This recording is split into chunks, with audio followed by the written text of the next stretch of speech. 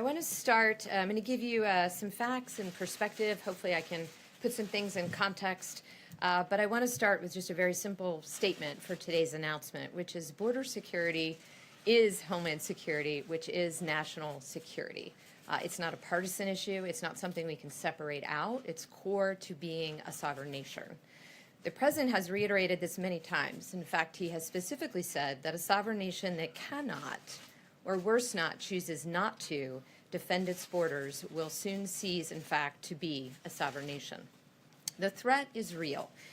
We've talked about it over the last 18 months.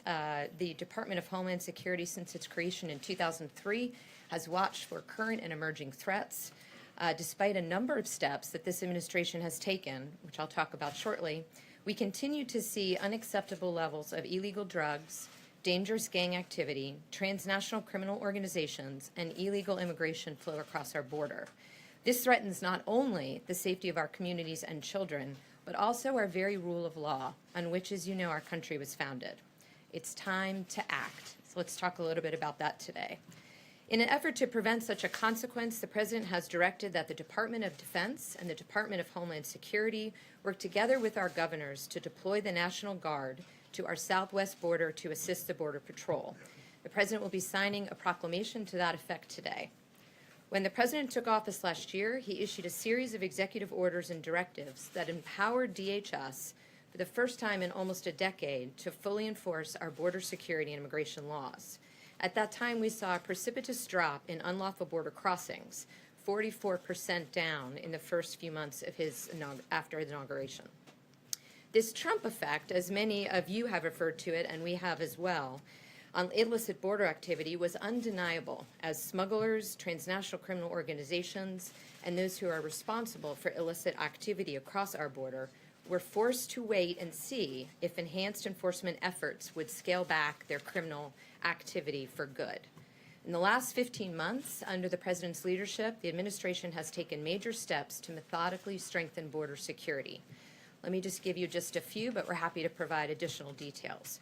We stepped up the targeting of dangerous criminal gangs such as MS-13. We removed thousands more criminal aliens than the year prior. We no longer exempt entire classes of illegal aliens from the consequences of breaking our immigration laws. We began the first new border wall system construction in close to a decade. We modified our asylum system processing to more quickly adjudicate claims, and we ended so-called temporary immigration programs that were either constitutionally dubious or were administered in a manner that was inconsistent with the purpose of the law or contrary to the intent of Congress. Despite these actions, we've recently seen the numbers of illegal border crossings rise from 40-year lows last April to back to previous levels. Our current border security and immigration laws fail the American people. The system rewards bad behavior. It does not punish lawbreakers. It undermines our nation's economic interests. Make no mistake, interdiction without the ability to promptly remove those without legitimate cause is not border security. It is not national security. When the President took office, the traffickers, smugglers, TCOs, and the illegal aliens that serve as their currency paused to see what our border enforcement efforts would look like and if we could follow through on the deportation and removal. While we have been apprehending aliens at the border with historic efficiency, these illicit smuggling groups saw that our ability to actually remove those who come here illegally did not keep pace. They saw that there were loopholes they could exploit to avoid detention and removal. And let me give you some numbers to put how that has changed the context of our immigration and border security system. Before 2013, approximately 1 out of every 100 arriving aliens claimed credible fear, which is the first step in the United States asylum process. Today, more than 1 out of 10 do so. Why this matters is because this number unfortunately demonstrates and is indicative of the rising level of fraud that plagues our system. This prevents us from timely helping those who really do need asylum. When we have to deal with the fraud and the backlogs, we are unable to help those truly in need. Before 2011, over 90% of arriving aliens were single adult males. Today, 40% are families and children. The traffickers and smugglers know that if you arrive with a family under our current legal and court system, you have a much better chance of being released into the United States. We have seen the smugglers advertise this as an enticement, and we have seen traffickers, unfortunately, fraudulently use children to gain entry into our country. Before 2009, the last stat here, 90% of arriving aliens were Mexican nationals. Today, nearly 50% are from Central America. The traffickers and smugglers know that these individuals cannot, under U.S. law, be easily removed in an expeditious way back to their country of origin, and so they exploit the loophole. Each of these reflect the effects of legislative and legal loopholes that have made it that much more difficult to remove the bulk of those we apprehend, whether they are criminals, traffickers, gangs, or illegal aliens. Those falsely claiming asylum know that if they use the magic words credible fear, because of the low threshold that currently exists and because of the very large backlog, they will be released with work permits into the interior for many years before they see a judge. In 2012, when DACA was offered, families with children similarly understood that deferred action was on the table, and the possibility of further future deferred action has caused additional migration that continues through today. This is exacerbated because of the deeply flawed Flores settlement agreement, one that we have talked about before, and because of our inability to use expedited removal authority for all unaccompanied alien children. Because of this, we do see many more Central American families with children attempting to enter the country illegally, many more than a decade ago. Smugglers themselves are gaming the system, pure and simple. They take advantage of the loopholes in our laws. They know that we cannot prosecute as we need to stop their behavior, and we know in some cases it takes many years for them to be removed. This, in addition, creates a massive magnet for additional illegal immigration, TCO activity, and criminal activity across our border. Every day, we rely on a number of partnerships to help us accomplish our mission to secure our borders. State and local officials, interagency federal partners, Congress, and of course our international partners. I have been with and will continue to work with these partners. This is a problem that requires all of our attention. This administration has also asked Congress for help. Congress makes immigration law. It's that simple. That is how our system works. Congress makes immigration law. Congress decides which classes of aliens are allowed into the country and which can be deported. We've asked for changes to existing law to close loopholes that exacerbate the challenges we have and often result in a de facto court-ordered or resource-constrained resulting catch and release. The President, as you know, terminated administrative catch and release last year, but due to these loopholes, we often find, particularly those with family, they must be released after 20 days. We asked Congress for additional funds for the border wall system, for detention beds, personnel, as that magnet of lawlessness still draws people by the thousands to our borders. Why not attempt the journey if you have no belief you'll ever be caught? We must change the environment. We must change and reduce those pull factors. Unfortunately, time and time again, Congress has failed to act. Worse still, some members of Congress have continually opposed efforts to secure the border. As a result of this continued congressional inaction, the administration has drafted legislation, and we will be asking Congress again to provide the legal authority and resources to address this crisis at our borders. We will not allow illegal immigration levels to become the norm. More than 1,000 people a day, 300,000 a year, violating our sovereignty as a nation will never be acceptable to this president. Since becoming secretary, I've spoken with hundreds of members of Congress on the need for legislation. I will continue to speak with anyone who will listen about the need to end catch and release and close these loopholes once and for all. Based on conversations with congressional leadership, I am optimistic. We are a country based on the rule of law. I ask Congress to pass needed legislation with all urgency. I will work with you. Let's get this done. In the meantime, the President has directed the National Guard personnel be deployed to the southern border. The Department of Defense, as you know, has long supported the efforts of DHS to protect our nation's borders.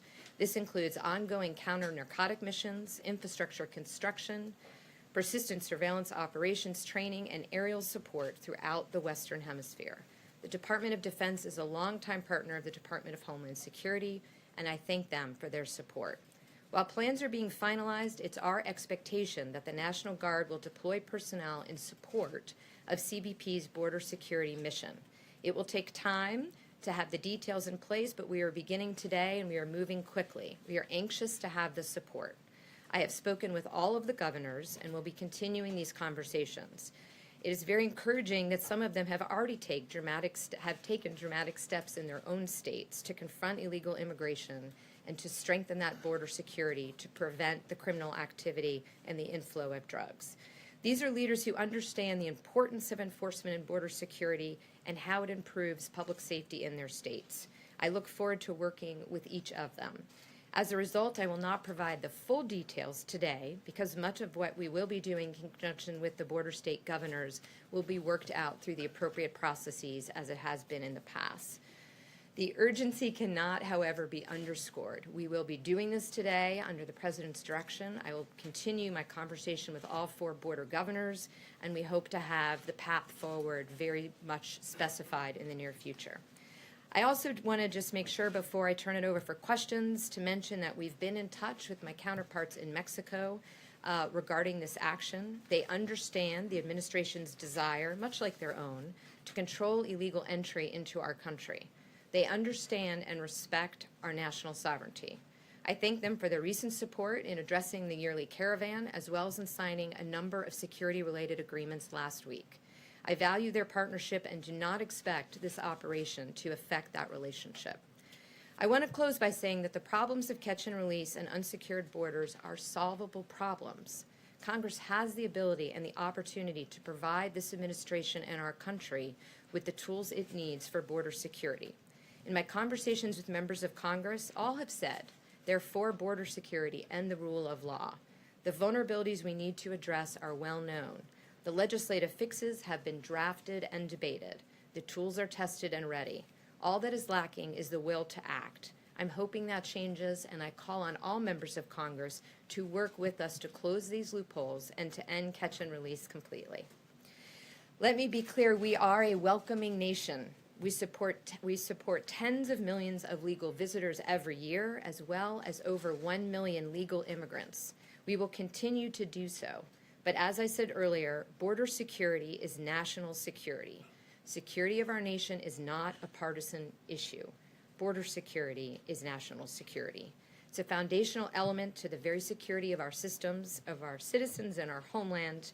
The President's committed to securing our border and using all the tools that he has available to him. I thank him for his leadership and support of DHS. I thank you for listening, and I look forward to your questions. Sure. Maybe for some context, could you compare what the President is contemplating with what President Bush did, 6,000 National Guard personnel for about a year and a half, Arizona, New Mexico, California. President Obama did about 1,200. Right. Is he contemplating something larger than that and something of a longer duration? And how soon do you think, whatever the number is, the deployments will begin? So let me take the last part first. We do hope that the deployment begins immediately. I will be continuing to have conversations with the governors today. As you know, it's done through a memorandum of agreement, so we're working with all haste to agree on that. So we've specified out the missions where we need support. They include everything from aerial surveillance, which, as you know, was part of Operation Phalanx, through to some of the support functions that the Guard was able to do under President Bush in Operation Jumpstart. So we've been very specific state by state, locale by locale, of what CBP believes they need, and then we'll work in conjunction with the governors who are in fact on the front lines to see what they need and work it within the National Guard. But as soon as possible, conversations are ongoing. And size and duration of So deployment? size and duration, we have not, I don't want to get ahead of the governors. This is a partnership with them. We're giving them the opportunity to review our suggestions of how the National Guard can support the Border Patrol, but as soon as the numbers are available, we'll provide them. More robust than the Bush deployment? I think it will be strong. It will be as many as is needed to fill the gaps that we have today, is what I can tell you. So we'll go through and make sure. Madam Secretary, in terms of the operations that the National Guard will be involved in, Operation Jumpstart specifically prohibited the National Guard from laying hands on immigrants that they were only in a support capacity to the Border Patrol. Are you thinking of similar rules of engagement, if you will? We're working with the governors, but we have had that conversation. As you know, it's a partnership under Title 32. So I'm very interested in continuing the conversation with them. To date, what we've discussed are support activities that are very similar to Jumpstart. So it wouldn't be actual enforcement then? Correct, as of now, yes. The president had also, in a tweet, said that he suggested that he would use some of the military appropriations to fund the construction of the border wall. Does the president have the authority to use money that Congress has appropriated to the Department of Defense to build the border wall? So it's a good question. I'm only going to sidestep it because I'm not at the Department of Defense and I'm not a lawyer over there. What he meant was there are some lands that the Department of Defense owns that right on the border that are actually areas where we see illicit activity. As part of what DoD does every day in terms of force protection, we're looking into options for the military to build wall on military installations on the border. Other than that, I can't speak to the legality of the question. You went in over here. Can you give a cost estimate for what this will cost and who I will can't, pay for it? unfortunately. I think looking at past numbers should be indicative, but it really depends on the very specific mission sets that they'll provide. For example, aerial surveillance, as you know, is done by flight hours. So first we have to translate that into a CONOPS and number of people, and then I can tell you how much those people will cost. So we're working that real time. Approval for any of that? To activate the Guard under Title 32, no, we do not. But we will do it in conjunction with the governors. Madam Secretary, how much wall can you build with the money that you currently have? So the currently appropriated will build about 150 miles. The $1.6 billion So from that's the for omnibus? 17 and 18 together, yes. And we have started building, as you know, so we're building real time in Clexia. How much new wall New have we wall. built to this point? So here, this is an important question. To us, it's all new wall. If there was a wall before that needs to be replaced, it's being replaced by a new wall. So this is the Trump border wall. In many cases, it will. Replacing current wall would count as new wall in your words. Yes, it would. And then how much will it cost to complete the entirety of the wall that you desire? So we are, the Border Patrol, as you know, has submitted a very specific plan to Congress where we need the wall, what type of wall we need. We finished evaluating all the prototypes. We have a toolkit, if you will. Some of the parts of the border are very different. In one place, we even have a wall that almost floats with the sand, if you will, because of the conditions there. In other places, we'll have taller walls, again, depending. Some places we have levees to do dual purpose. So we're continuing to work it out based on the funding that we have and what we've learned from the prototypes. We should have much better estimates soon. So we don't have a total ticket price at this time. It's still unclear what you think it will cost. We have the down payments. We're working with Congress real time to let them know what additional funds we need for what. Over here. I was wondering, I'm not sure I understand what the urgency for this is. It seems like it ramped up, just over the last several days and since the weekend, in fact. The House is not here, the Senate is not here. Why is this such an urgent priority right now for the president to sign? I think, what I would say is the numbers continue to increase. April traditionally is a month in which we see more folks crossing the border without a legal right to do so. So partly it's modeling, partly it's anticipating.